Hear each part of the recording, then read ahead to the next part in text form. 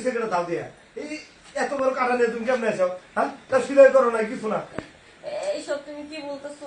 এই নড়াচড়া করো না আস্তে করে শুয়ে থাকো আস্তে করে শুয়ে থাকো আমি ডাক্তার নিয়ে এসেছি নড়াচড়া করো না বেশি নড়াচড়া করলে রক্ত বাড়বো তুমি চুপ করে শুয়ে থাকো আমার কথাটা একটু বোঝার চেষ্টা করো। আমি বুঝছি তোমার ব্যথা লাগতেছে তোমার কষ্ট হইতেছে তুমি চুপ করে শুয়ে থাকো আমি ডাক্তার অহনিজা ডাক্তার নিয়ে এসেছি দেখো এত বড় কাটা তারপর সিলাই করে নাই এই অবস্থায় আমার বাচ্চা চলে আসি এরকম কাজ করছো তুমি চুপ করে শুয়ে থাকো আমি আসতেছি ডাক্তার নিয়ে এসেছি আর কিছু নড়াচড়া করো না শুয়ে থাকো শুয়ে থাকো শুয়ে থাকো শুয়ে থাকো চুপ করে শুয়ে থাকো যেমন ঠিক আছে এমনি যেন থাকো আমি ডাক্তার নিয়ে এসেছি হ্যাঁ হ্যাঁ আমার নাকি কাটা, উনি তো আমার এই জায়গা দেখে ভয় পাইতেছে।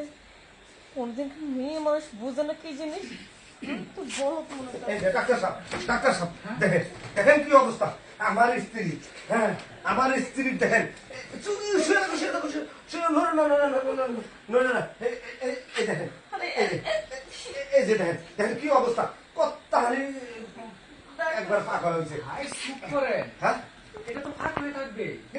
কাটছে সিলাই দাও তাও দেয় নাই আপনি তাড়াতাড়ি সিলাইয়ের ব্যবস্থা করেন রক্ত করে শেষা দেবো বোতল নড়াচড়া করে হাঁটতেছে না চুপ করে শুয়ে থাকো ডাক্তার সাহেব, বউ তুমি তুমি চুপ করে থাকো চুপ করে নড়াচড়া করে আরে না। আমার কথাটা শুনেন, ভাই আপনি চুপটি করে থাকেন। আপনি বলতেছেন আপনার এই বউয়ের এই জায়গাটাই কে যেন দাও দিয়ে কূপ দিয়েছে, তাই তো? হ্যাঁ। এটাকে সিলাই করতে হবে। হ্যাঁ সিলাই করবেন ভাই শুনেন আপনার টাকা পয়সা যত লাগে আমি দেবো প্রয়োজনে আমার বইয়ের চিকিৎসা করার একটা ঘর বাড়ি বেচা না বিয়ম বেচুম তাও আমার বইয়ের কোনো অসুবিধা আমি দেখতে পারবো না বইয়ের কত কষ্ট হইতেছে দেখেন কেমন করতেছে হ্যাঁ তুমি চুপ করে তোমার থাকো কথা শুনে আমার কষ্ট লাগতেছে। নইলে না জোরে কথা কই না রক্ত বাইরবো ডাক্তার আগে সিলাই দিই আচ্ছা, ডাক্তার ভাই, নিয়ে আসি শুনেন, তারপর আপনি ওই চিৎকার করেন না, আপনি বাহিরে দরজার আড়ালে গিয়ে দাঁড়ান, ভিতরে কিন্তু দেখবেন না একদম।